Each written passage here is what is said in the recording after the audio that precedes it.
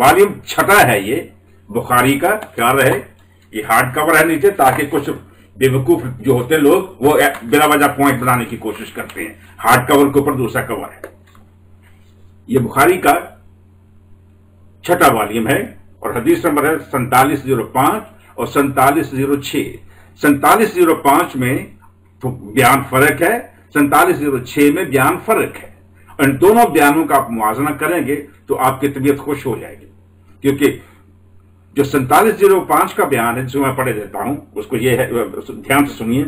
Narrated Ibn Abbas, those who have made the Quran into parts are the people of the scripture, कि जिन्होंने कुरान के जो हिस्से बनाए हैं वो अहले किताब हैं। Who divided it into portions, जिन्होंने उनको हिस्सों में तब्दील कर दिया। And believed in one part, वो एक हिस्से में तो ईमान रखते हैं। एंड डिसबिलीव्ड द अदर, और दूसरे पे ईमान नहीं रखते हैं। अब पहले मैं इसकी हकीकत बयान कर दूं जल्दी से कि ये सवाल कहां से उठ रहा, ये कहां से ख्याल आ रहा है उनका। पहले मैंने बताया कि मसीहियों के पास कोई कुरान नहीं, ना हिस्टोरिकल, ना किसी और रंग में, ना कोई तारीख, ना कोई बात पर कुछ नहीं है। अगर आप पढ़ते हैं 4706, वहां पे एक और हकीकत मिलती है। लिखा है, as we have sent down on the dividers Quraysh pagans और ज्यूज एंड क्रिश्चियंस। अब देखो जी, अब बीच में कुरैश पेगन आ गए हैं। इन अहमकों को मुसलमानों को इतना पता नहीं है। आप सॉलिड बात करें, पुख्ता बात करें, सही जो करनी है। आप शक में पड़ गए हैं। पहले आप पहले किताब का जिक्र कर रहे हैं, अब आप कुरैशों का जिक्र कर रहे हैं। कोई अकल की बात करो, कुरैश कर सकते हैं, मुझे ही नहीं। ये शक की बात आप खुद पैदा कर रहे हैं। मैंने पहले कहा था मसीहों ने कभी के जमाने में कुरान नहीं बनाया, जो सच बात है। अल्हम्दुलिल्लाह रब्बिल आलमीन वस्सलातु वस्सलाम अला सय्यिदिल मुरसलीन। आपने सैमी सैमसन का इल्जाम सुना, बात सुनी, जो उसने दावा किया, अहदीस का नंबर भी बताया, मगर अपने अंदाज ही में उसने पढ़ा जो भी उसने इल्जाम लगाया। अब यही अहदीस जो इसने बताई हैं वो मैं आपके सामने स्कैन भी कर दूंगा और आपके सामने पढ़ भी देता हूं। तो हम सबसे पहले देखते हैं हदीस मुबारका 4705 मुझसे याकूब बिन इब्राहिम ने बयान किया, उन्होंने कहा हमसे हुशैम ने बयान किया, उन्हें अबू बशर ने खबर दी, उन्हें सईद बिन जबीर ने, और इनसे हजरत अब्दुल्ला बिन अब्बास रदी अल्लाह ताला अन्हु ने बयान किया। आज जिन्होंने कुरान के टुकड़े कर रखे हैं के मुतल्लिक कहा कि इससे मुराद अहले किताब हैं कि उन्होंने कुरान के टुकड़े टुकड़े कर दिए। और इसकी तशरीह में है कि जो तौरात के मुवाफिक था उसे माना और जो खिलाफ था उसे ना माना। यह किन के लिए है? ये यहूदियों के बारे में हदीस मुबारका है। फिर आगे अगर हम देखते हैं मजीद, ये इसने दूसरी हदीस मुबारका 4706 यानी कि 4706 मुझसे उबैदुल्लाह बिन मूसा ने बयान किया, इनसे आमश ने बयान किया, इनसे अबू ज़बियान हुसैन बिन जंदुब ने बयान किया, और इनसे हजरत इब्ने अब्बास रजी अल्लाह ताला अन्हु ने बयान किया कि आयत कमा अंज़लना अला मुस्कमीन में से यहूदो नसारा मुराद हैं। कुछ कुरान उन्होंने माना, कुछ ना माना। यहूदो नसारा यानी कि नसारा से मुराद ईसाई मसीही। अब इसकी तशरीह भी देख लेते हैं। हजरत इमाम बुखारी ने लफ्ज मुस्कमीन को कसम से रखा है। बादों ने कहा यह किस्मत से निकला है, जिसके माने बांटने के हैं, यानी जिन लोगों ने कुरान को तिक्का बूटी कर लिया था उसके टुकड़े टुकड़े कर डाले थे। इसके कई मुतालब बयान किए गए हैं। एक ये कि पैगंबर को कोई जादूगर कहता, कोई मजनून, कोई काहिन। दूसरे ये कि कुरान से ठट्ठा करते। मुजाहिद ने कहा यहूद मुराद हैं जो अल्लाह की कुछ किताब पर ईमान लाते और कुछ नहीं मानते। तो ये दो हदीसें मुबारका मैंने आपके सामने पढ़ दी। कोशिश करूंगा इनके स्कैन भी आपके सामने आ जाएं। तो क्या जो ये दावा मैंने साथ में इसकी ये पहली बार ऐसा कर रहा हूं कि इसके दावे से हटकर मैं साथ में जो है हाशिया भी लगा रहा हूं, तशरीह भी लगा रहा हूं, सिर्फ इस वजह से कि कोई ये ना कहे कि शायद इसने जो ये बात की है कि यहूदियों और ईसाइयों ने कुरान बनाया या कुरान लिखा या ईसाइयों और यहूदियों का, मसीहों और यहूदियों का कुरान, तो हो सकता है कि वो तशरीह में बात हो, या कुरैश ने वो कुरान पाक के कुरान बनाया। तो इन दोनों हदीस से इसका जो दावा है कतई तौर पर, यानी कि इसमें ये जो इसने बकवास की निरी बकवास साबित होती है। हाँ, जो अहदीस मुबारका में और कुरान पाक की आयत मुबारका की तशरीह में ये हदीस हैं, तफसीर में, उनमें ये जो है ना कि कुरान पाक का कुछ हिस्सा माना और कुछ ना माना, उसकी तशरीह मैं अपने अल्फाज में मैं कर देता हूं। यानी कि ये बताया तो गया है कि कुछ कुरान पाक को यहूदियों और मसीहों ने माना और कुछ को नहीं माना। इसकी तशरीह ये मेरे जिम्मे है, ये मैं कर देता हूं कि यहूदियों और ईसाइयों ने क्या माना और क्या नहीं माना। सबसे पहले कुरान पाक ने सूरह यूनुस यानी कि सूरह 10 है, आयत नंबर 10 में ये अल्लाह रब्बुल इज्जत का इरशाद है, उनकी दुआ इसमें ये होगी, यानी कि जन्नत में मुसलमानों की, मोमिनीन की दुआ ये होगी कि अल्लाह तुझे पाकी है, यानी ऐ अल्लाह तू पाक है। जमीन पर भी मुसलमान क्या कहते रहेंगे? सुभान अल्लाह, अल्लाह पाक है। और जन्नत में भी मुसलमान क्या कहते रहेंगे? कि अल्लाह पाक है, क्योंकि कुरान पाक क्या बताता है कि अल्लाह रब्बुल इज्जत पाक है। और इनके मिलते वक्त खुशी का पहला बोल सलाम है, और इनकी दुआ का खात्मा यह है कि सब खूबियां सराहा अल्लाह जो रब है सारे जहान का। अब यहूदियों ने यह तो मान लिया कि कोई परवरदिगार है, कोई खुदा है, कोई खुदा है, यहूदियों ने यह तो मान लिया कि है, मगर उन्होंने कहा कि कुरान पाक जो परवरदिगार है, खालिक है, अल्लाह है, खुदा है, गॉड है, उसको बताता है कि वो पाक है। मगर यहूदियों ने कहा कि हम तो उसी खुदा को मानेंगे, हम तो उसी खुदा को मानेंगे जो बदकार होगा। जो क्या होगा? बदकार होगा।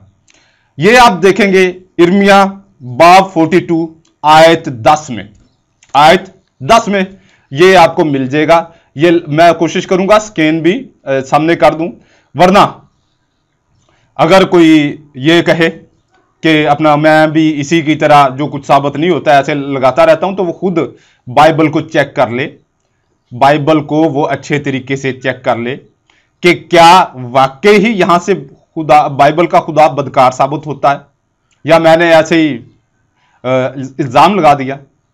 अब आगे आते हैं, ये तो यहूदियों का मामला। अब आते हैं मसीहों की तरफ। अब मसीहों ने भी खुदा माना, मगर किसे माना? पहले तो हम देखते हैं कि कुरान पाक का दावा क्या है हजरत ईसा मसीह बिन मरियम के बारे में, जो एक पाक रसूल हैं। तो इसको हम देखेंगे सूरह 3 अल इमरान सूरह मुबारका और आयत 59 में। ईसा की कहावत अल्लाह रब्बुल इज्जत के नजदीक आदम की तरह है, उसे मिट्टी से बनाया, फिर फरमाया हो जा, वो फौरन हो जाता है। और फिर मजीद आगे चलते हैं, सूरह इमरान यानी कि तीसरी सूरह मुबारका आयत 45 में है, और याद करो जब फरिश्तों ने मरियम से कहा, आए मरियम, अल्लाह तुझे बिशारत देता है अपने पास से एक कलमा की, जिसका नाम है मसीह ईसा, मरियम का बेटा रूदार होगा, यानी मुअज़्ज़ज़ होगा दुनिया और आखिरत में, और कुर्ब वाला। और फिर आयत 46 में, और लोगों से बात करेगा पालने में और पक्की उम्र में और खासों में होगा। और 47 में है मरियम सदीका रदी अल्लाह ताला अन्हा आगे से अल्लाह रब्बुल इज्जत की बारगाह में क्या अर्ज करती हैं, बोली, आए मेरे रब, मेरे बच्चा कहां से होगा, मुझे तो किसी शख्स ने हाथ ना लगाया। फरमाया, अल्लाह यूं ही पैदा करता है जो चाहे, जब किसी काम का हुक्म फरमाए तो इससे यही कहता है हो जा, तो वो फौरन हो जाता है। यह है कुरान पाक के नजदीक हजरत मसीह बिन मरियम या ईसा बिन मरियम के बारे में, मगर ईसाइयों के नजदीक, मसीहों के नजदीक या चूड़ों के नजदीक अब कुरान पाक में यह साबित है कि ईसा मसीह बिन मरियम एक पाक, मुअज़्ज़ज़ और बगैर बाप के हजरत आदम अलैहिस्सलाम की तरह, यानी कि हजरत आदम अलैहिस्सलाम का ना बाप है ना मां है, तो उन्हीं की तरह, मगर हजरत ईसा मसीह बिन मरियम की वालदा मोहतरमा है। कौन? हजरत मरियम सदीका रदी अल्लाह ताला अन्हा। तो हजरत मरियम सदीका रदी अल्लाह ताला अन्हा ने किसी भी मर्द के साथ इख्तिलात नहीं किया, मुबाशरत नहीं की, हम बिस्तरी नहीं की।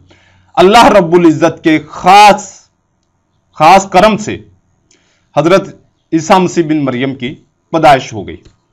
अब ईसाइयों ने भी इस चीज को माना है। आप कहेंगे कि ईसाइयों ने, मसीहों ने इस चीज को मान लिया, मगर माना क्यों? किसी और अंदाज में।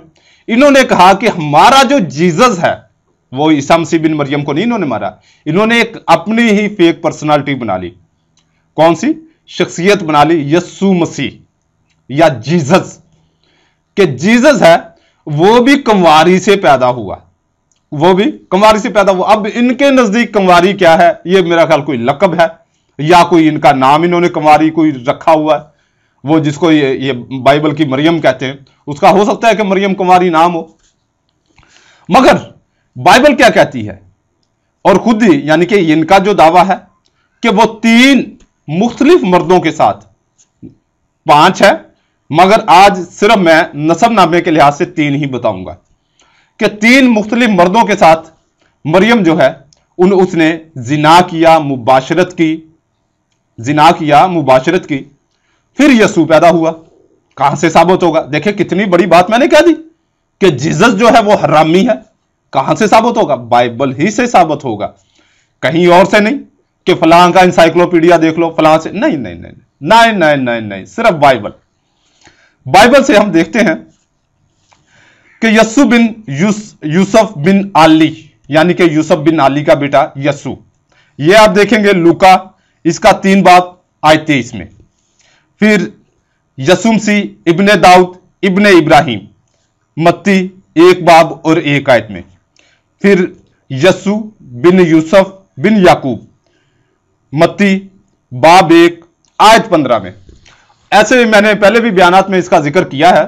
तो तकरीबन कोई 18 से 20 पादरियों के मुझे फोन भी आया, स्काइप पर भी बात की कि जी ये तो लकब है। और मैंने कहा भाई लकब कहां से हो गए? नसबनामे में शामिल है, नसबनामे में लकब होते हैं, लकब नसबनामे में उर्फ होते हैं। जब किसी का नसबनामा या शजरा लिखा जाता है उसमें क्या लकब डाले जाते हैं? ये कहां से, कौन से लकब हैं कि आप किसी को उठा के किसी का बाप बना दे, किसी को उठा के किसी को बेटा बना दे? ये कहां के लकब हैं? कोई समझ में आता है? मैंने उसको, वो एक पादरी कुछ ज्यादा जोशीला था, उससे मैंने पूछा, मैंने कहा तेरे बाप का नाम क्या है? कहने लगा जी मेरे बाप का नाम जॉनसन है। मैंने कहा तू आज से अपना बाप का नाम मोहम्मद इब्राहिम कादरी कर देगा? कह रहा नहीं जी। मैंने कहा लिख लेगा। तो फिर यस्सु का क्यों लिखते हो भाई, क्यों लिखते हो? फिर कुरान पाक ने बताया कि हजरत ईसा मसीह बिन मरियम वो क्या है? पाक हैं। क्या है? पाक रसूल हैं, पाक नबी हैं। मगर इन मसीहों ने, ईसाइयों ने क्या कहा? ईसाइयों ने कहा कि हम यस्सु को ना नबी मानते हैं ना रसूल मानते हैं, हम यस्सु को क्या कहते हैं? खुदा कहते हैं। और फिर कौन सा खुदा कहते हैं उसको हम यानी कि देखेंगे गलातियों बाब 3 और आयत 13 में कि जो यस्सु है वो है लानती मलआउन। ये हवाले लाजमी चेक कीजिएगा। मैं कोशिश करूंगा स्कैन भी लगा दूं, मगर फिर भी आप हवाले लाजमी चेक कर लीजिएगा कि यस्सु लानती मलआउन कहां से साबित होगा? गलातियों बाब 3 और आयत 13 यहां से साबित होगा यस्सु लानती भी है और मलआउन भी है। तो कुरान पाक का इन्होंने कुछ माना हिस्सा, कुछ ना माना। अब एक और खास बात, एक और खास चीज, क्योंकि ये 2 शख्सियतें तो हो गई, अब तीसरी शख्सियत, अब एक ऐसी शख्सियत जिसका आप इनकार नहीं कर पाएंगे। इससे भी जो हवाले मैंने दिए, इससे भी कोई इनकार करने की, देखो बकवास कर देना, झूठ बोल देना, नहीं हम नहीं मानते, मेरे सामने बैठो तो मैं मनवा दूंगा, मुझे मनवाना आता है, बाइबल से ही मनवाऊंगा।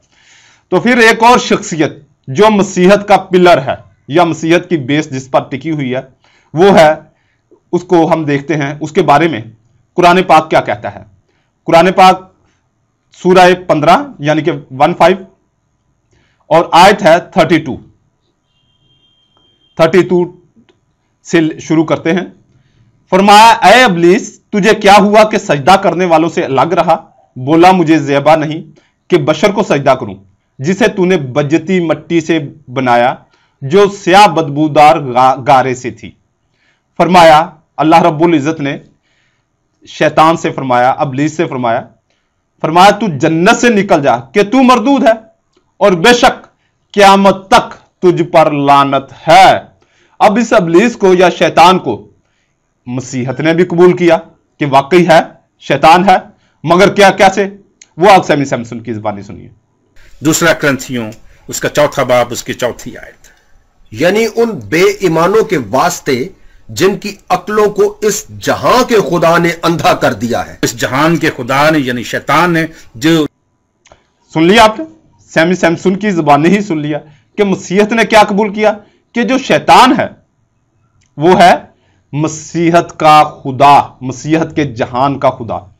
तो अल्लाह रब्बुल इज़्ज़त आपको इतनी मुखालफत, कुरान पाक की मुखालफत से, इतनी शदीद मुखालफत से बचाकर दीन इस्लाम कबूल करने की तौफीक अता फरमाए। आमीन।